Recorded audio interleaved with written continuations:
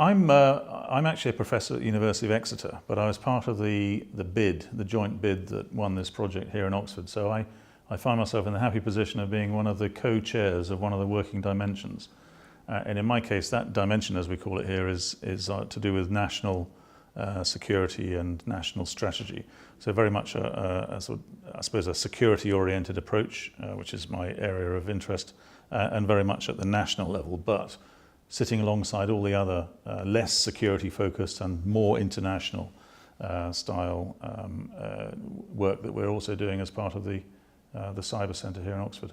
The significance of what we're doing here in Oxford in the Cyber Centre, I think, is, well, there are various elements to it. The first is, the way I see it, is that over the last several years we've seen around the world more and more countries realising that having a national security strategy, a statement of their foreign policy and security policy and so on, that sort of basic document is a good thing to have. And what's been very interesting over the last few years is that gradually more and more countries have begun to realise that they need not just a national security strategy, but a national cyber security strategy. So what we're trying to do here in Oxford is really beginning with some basic questions. What does good look like in terms of a national cyber security strategy?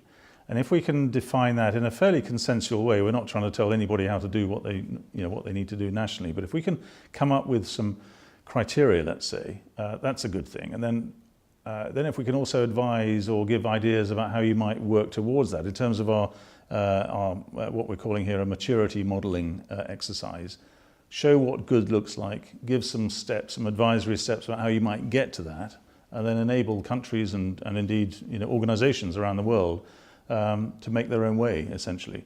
So that's the idea. It's very much, I suppose, a guided self-help approach to developing cyber security strategy around the world, in such a way, of course, that the whole thing will interlink and interact and won't be conflicting. That's the broader ambition.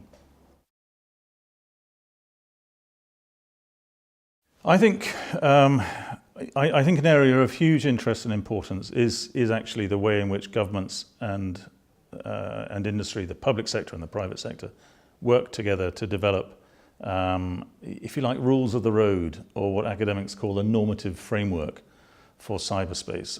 I take the argument that cyberspace at the moment, there's an awful lot going on, but in terms of basic politics, it's still pretty underdeveloped.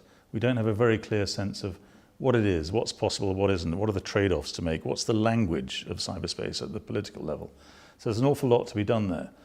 And I think, therefore, it's incumbent on governments and international organisations to draw upon whatever resources, whatever strengths there are in the debate. And it happens that the private sector have done an awful lot of work in this area. They know about having rules and customs and norms and so on.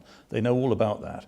And so the private sector is in some respects ahead of the game. And I think if you consider also that in things like critical national infrastructure, the digital infrastructure of any country, of any economy, most of that is privately owned. They've really got to be part of this debate. So they've got to be in the debate. They bring with them huge experience and huge ideas and lessons and so on. So my sense is that they can bring a very, very great deal to the debate. And that, I find, is particularly exciting, both organisationally, both in an applied sense, and also politically. Really, we're in a sort of a new era in which the private sector, always been a very big actor nationally and internationally, is also becoming a very, very important political actor, and that clearly poses all sorts of complex questions that need to be answered. What are the politics? What's the accountability, and so on.